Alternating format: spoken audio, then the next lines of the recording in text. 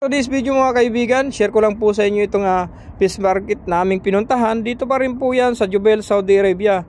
Malapit po ito sa lugar ng aming pinagtatrabahonan. Kaya kapag gusto po naming magluto ng sariwang isda, dito po kami pumupunta. At hindi lang po basta sariwang isda ang inyo pong makukuha dito, kundi napakamura po ng mga price po ng isda dito.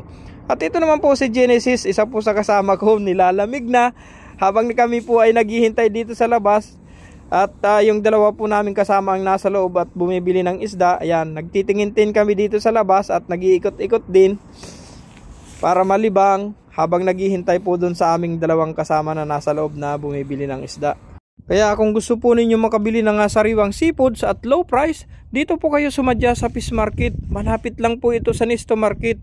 At kung kayo naman po ay pupunta dito, syempre agahan nyo lang po dahil kapag tinanghali na po kayo ng punta dito, iskokonti na po ang inyong aabutan dahil marami po ang bumibili dito na itinitinda nila sa kanilang mga pwesto, lalo na po yung nagtitinda sa mga supermarket.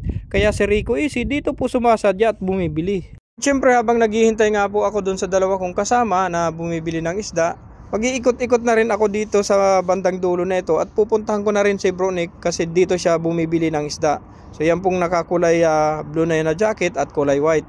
So siya po yung unang bumibili ng isda. Yung mga isda po na binibili dito, kung kayo po mga kaibigan ay pupunta dito, papasok po kayo dito mismo sa loob ng dito sa may cyclone wire na ito, doon sa may mga kumpulan ng tao na yan. Diyan po kayo pupunta at nandyan po yung mga isda.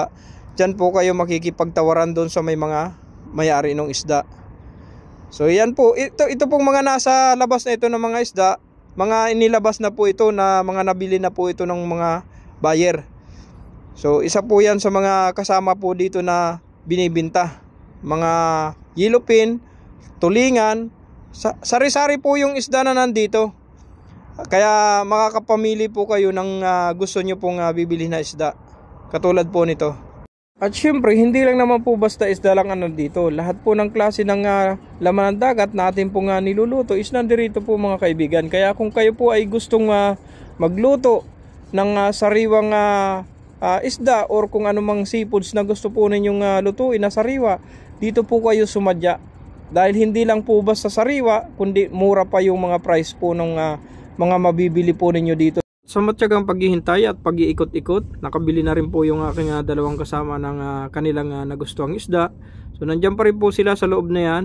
Hinihintay lang namin silang lumabas dahil siguro ay may tinitingnan-tingnan pa na iba pang klase na gustong maluto na sariwa. So sa panahon po ngayon dito ay taglamig pa po mga kaibigan, kaya lahat halos po ng mga tao dito ay naka-jacket pa. Bukod pa po yun sa mga yelong nagkalat dito. Ito ang isa sa lugar na kung saan lahat po ng klase ng seafoods na itinitinda sa supermarket, before po yan mapunta ng supermarket, dito po una yan dinadala. Kaya kung gusto po ninyo makabili ng sariwang seafoods at low price, dito po kayo sumadya sa fish market.